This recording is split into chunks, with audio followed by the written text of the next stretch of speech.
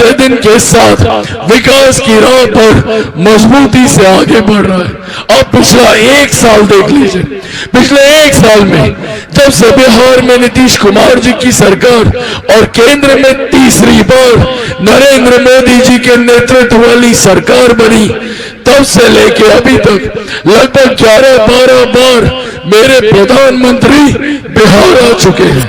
अभी कल वो फिर से आने वाले हैं, और जितनी बार वो आते हैं उतनी बार लाखों करोड़ों की योजनाओं को बिहार और बिहारियों के लिए समर्पित करके जाते हैं। ऐसे में अगले 5 साल आप सोचिए, जब केंद्र में एनडीए की सरकार होगी और निरंतरता में बिहार में एनडीए की सरकार होगी, तो सोचिए बिहार कितनी तीव्र गति से विकास की राह पर आगे बढ़ेगा। और ये हम लोगों का संकल्प भी है। मेरे प्रधानमंत्री 2047 तक भारत को एक विकसित देश बनाना चाहते हैं।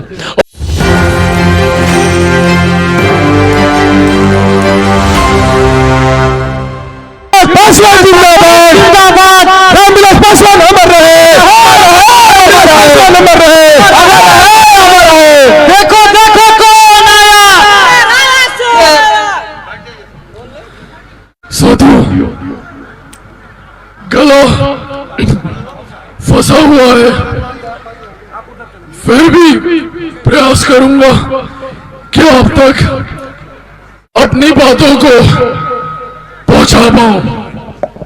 साथियों, आज जब मैं यहाँ आप लोगों के बीच आया हूं, हम लोग जिस दिन से नामांकन चल रहा है उस दिन से लेके अभी तक निरंतरता में हम लोग प्रचार में लगे हुए हैं।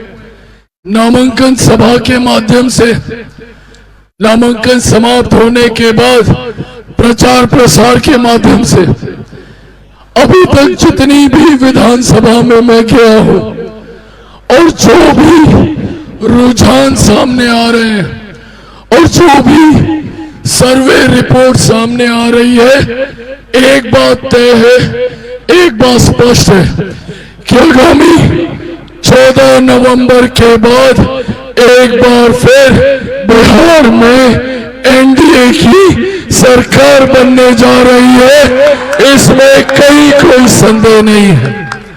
और इसीलिए आज ये विशेष आग्रह करने आप लोगों के बीच आया हूं कि जो एनडीए की सरकार बिहार में बने, उस सरकार में दरौली विधानसभा का प्रतिनिधित्व करने वाला विधायक एनडीए का विधायक होना चाहिए, लोक जनशक्ति पार्टी रामविलास का विधायक होना चाहिए। ये जिम्मेदारी अब आप सबके ऊपर है। इसका कारण है साथियों, क्योंकि हमारी सरकार प्रधानमंत्री नरेंद्र मोदी जी के सोच वाली सरकार है। हमारी सरकार बिहार में मुख्यमंत्री नीतीश कुमार जी के नेतृत्व वाली सरकार होगी। हमारी सरकार आदरणीय जीतन राम मांझी जी के समर्थन वाली सरकार होगी, उपेंद्र कुशवाहा जी के समर्थन वाली सरकार होगी।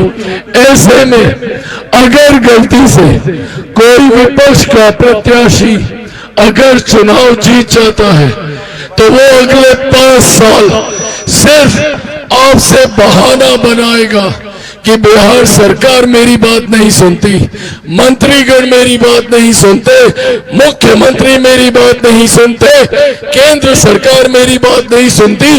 अगले 5 साल जहां बनिस्बत दूसरे विधानसभा विकास की राह पर तीव्र गति से आगे निकल जाएंगे, तो वही हमारी दरौली विधानसभा विकास के उस मापदंड पर पिछड़ती जाएगी। क्योंकि अगले 5 साल बिहार के लिए एक स्वर्णिम काल की तरह होने वाले हैं। ये अगले 5 साल बिहार को नई रूपरेखा देने वाले हैं, क्योंकि एक लंबे समय के बाद आज बिहार में डबल इंजन की सरकार है और इस डबल इंजन की सरकार के क्या लाभ होते हैं यह बगल के राज्य उत्तर प्रदेश में देखिए, जहां उत्तर प्रदेश हर बीते दिन के साथ विकास की राह पर मजबूती से आगे बढ़ रहा है। अब पिछला एक साल देख लीजिए, पिछले एक साल में जब से बिहार में नीतीश कुमार जी की सरकार और केंद्र में तीसरी बार नरेंद्र मोदी जी के नेतृत्व वाली सरकार बनी, तब से लेके अभी तक लगभग 11-12 बार मेरे प्रधानमंत्री बिहार आ चुके हैं। अभी कल वो फिर से आने वाले हैं और जितनी बार वो आते हैं उतनी बार लाखों करोड़ों की योजनाओं को बिहार और बिहारियों के लिए समर्पित करके जाते हैं। ऐसे में अगले 5 साल आप सोचिए, जब केंद्र में एनडीए की सरकार होगी और निरंतरता में बिहार में एनडीए की सरकार होगी, तो सोचिए बिहार कितनी तीव्र गति से विकास की राह पर आगे बढ़ेगा। और ये हम लोगों का संकल्प भी है। मेरे प्रधानमंत्री 2047 तक भारत को एक विकसित देश बनाना चाहते हैं और भारत विकसित देश तब बनेगा जब बिहार, मेरा बिहार विकसित होगा, जब बिहार का हर एक जिला विकसित होगा, जब बिहार का हर एक प्रखंड, हर एक पंचायत, हर एक गांव, संभवतः हर एक घर, हर एक परिवार विकसित होगा, तब जाकर भारत एक विकसित देश बनेगा। इस सोच के साथ हमारी डबल इंजन की सरकार काम कर रही है।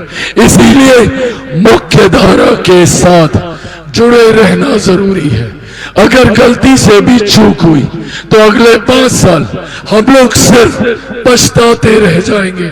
और दूसरी तरफ महागठबंधन वाले जो आएंगे तो जरूर आपके बीच और बड़ी बड़ी बातें भी बोलेंगे, पर पूछेगा इनसे, जो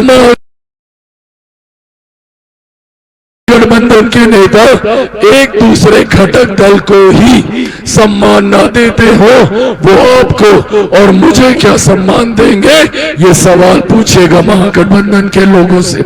आज इनकी आपसी लड़ाई एक दूसरे के नेता को नीचे दिखाने की लड़ाई है, एक दूसरे के सम्मान को ठेस पहुंचाने की लड़ाई है।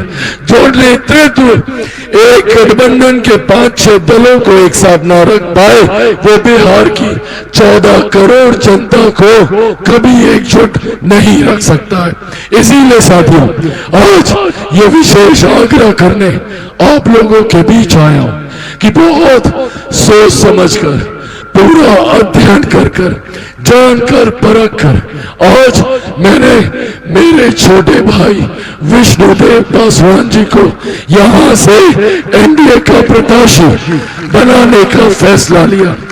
ये फैसला इनकी काबिलियत को देखकर, इनकी तत्परता को देखकर, इनकी लगन को देखकर, एक कर्मठ युवा, पढ़ा लिखा युवा जो दिन रात आपके लिए संघर्ष करेगा, जो जब बिहार की विधानसभा में जाएगा तो आपके जुड़े हुए विषयों का समाधान ढूंढेगा। एक ऐसा युवा जो मुख्यमंत्री जी के बगल में बैठकर आपकी समस्या का समाधान करेगा, प्रधानमंत्री जी से संवाद कर आपके लिए काम करेगा। इसीलिए साथियों, ऐसे युवाओं का राजनीति में आना जरूरी है। एक तरफ महागठबंधन है जिसने सिर्फ हम लोगों को जात पात धर्म मजहब में बांटने का काम किया। आज भी राष्ट्रीय जनता दल जैसी पार्टियां सीने पर तमगे की तरह एमवाई समीकरण को टांग के चलती है। क्या है भैया ये एमवाई समीकरण? एम सांप्रदायिकता में बांटने का प्रयास, वाई जातीयता में बांटने का प्रयास। इन लोगों ने सिर्फ उन लोगों को जात पात धर्म मजहब में बांटकर अपनी राजनीतिक रोटियां सेकने का काम किया। वही दूसरी तरफ मेरा भी एमवाई समीकरण है, पर मेरे एम में हमारे देश की ही नहीं दुनिया की आधी आबादी महिला है और मेरे वाई में युवा है जो हमारे प्रदेश की ही नहीं हमारे देश की सबसे बड़ी आबादी है। मैं जात पात धर्म मजहब से उठकर महिलाओं को, युवाओं को साथ लेकर चलने का प्रयास कर रहा हूं, ताकि हमारा बिहार एक विकसित देश बने, हमारा बिहार एक विकसित राज्य बने, मेरा भारत एक विकसित देश बने। इस संकल्प के साथ में मेरी सरकार आगे बढ़ने का काम कर रही है। हम लोगों ने बिना जात पात धर्म मजहब में उलझे हुए सबका साथ, सबका विकास, सबका विश्वास और सबका प्रयास, इस मंत्र के साथ हम लोग आगे बढ़ रहे हैं। आज मेरे नेता, मेरे पिता आदरणीय रामविलास पासवान जी जहां कहीं भी होंगे, उन्हें खुशी होगी कि उनकी पार्टी में उनके बेटे ने एक ऐसे युवा नेता को यहाँ के प्रतिनिधित्व के लिए चुना है, जो उनके बेटे के साथ कंधे से कंधा मिलाकर बिहार को विकसित राज्य बनाने के लिए, बिहार को फर्स्ट और बिहारियों को फर्स्ट बनाने के लिए साथ में मिलकर संघर्ष करेगा। इस सोच के साथ विष्णुदेव जी को यहाँ से हम लोगों ने प्रत्याशी बनाया। साथियों, ये वादा आप लोगों से करके जाता हूं, पूरी ताकत विपक्ष की लगी है कि कैसे भी चिराग पासवान को समाप्त कर दिया जाए। इसके पूर्व में भी कई बार प्रयास किया गया कि चिराग पासवान की राजनीतिक हत्या कर दी जाए, चिराग पासवान को समाप्त कर दिया जाए, ताकि बिहार फर्स्ट और बिहारी फर्स्ट की कोई बात ना करे। हम अपनी राजनीतिक रोटियां जात पात धर्म मजहब के आधार पर बांटते रहे, पर जो लोग चिराग पासवान को मिटाना चाहते हैं, खत्म करना चाहते हैं, वो भूल जाते हैं कि चिराग पासवान शेर का बेटा है, रामविलास पासवान का बेटा है। न टूटने वाला हूँ, न झुकने वाला हूँ, और डरता तो भैया मैं किसी से नहीं हूँ। जितनी ताकत आजमानी है आजमा ले।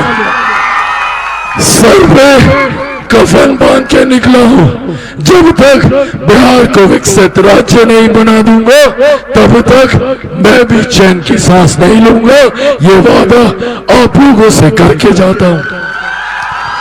पर साथियों, चिराग पासवान अकेला इसमें कुछ नहीं कर सकता। मैं चाहता हूं कि आप सब चिराग पासवान बनकर मेरी इन बातों को, विष्णुदेव जी का जीतना क्यों जरूरी है, क्यों मुख्यधारा के साथ जुड़े रहना जरूरी है, क्यों एनडीए सरकार का हिस्सा बनना जरूरी है, मैं चाहता हूं मेरी इन बातों को आप सब चिराग पासवान बनकर दरौली के हर एक प्रखंड, हर एक पंचायत, संभवतः हर एक गांव, हर एक घर, हर एक व्यक्ति तक आप पहुंचाने का काम करें। ये आग्रह आप लोगों से करने आया हूं। बनेंगे चिराग पासवान, घर घर पहुंचाएंगे मेरी बात को। ऐसे नहीं, दोनों हाथ उठा कर वादा कीजिए, बनेंगे चिराग पासवान, बनेंगे चिराग पासवान, बनेंगे चिराग पासवान। साथियों, आप मेरे छोटे भाई विष्णुदेव जी को यहाँ से जिताकर सिर्फ एक विधायक को जिताकर नहीं भेज रहे, आप इनको जिताकर एक मंत्री के रूप में चिराग पासवान को भी यही अपना बनाकर आप रखने वाले हैं। इनको दिया गया एक एक वोट मेरे प्रधानमंत्री नरेंद्र मोदी जी को मजबूत करेगा, हमारे मुख्यमंत्री नीतीश कुमार जी को ताकत देगा, आदरणीय जीतन राम मांझी जी को ताकत देगा, उपेंद्र कुशवाहा जी को ताकत देगा, और तो और आपके भाई, आपका बेटा चिराग पासवान को भी मजबूती देने का काम करेगा। इस उम्मीद के साथ कि आप सब पूरी ताकत के साथ मेरे भाई को यहाँ पर जिताएंगे। आप सब से इनके लिए आशीर्वाद मांगने के लिए बिहार सरकार के मंत्री हमारे भाई आदरणीय हरी सैनी जी भी यहाँ पर आए, साथ में इंजीनियर सुनील जी, पूर्व विधायक, जनता दल यूनाइटेड के वरिष्ठ नेता मौजूद।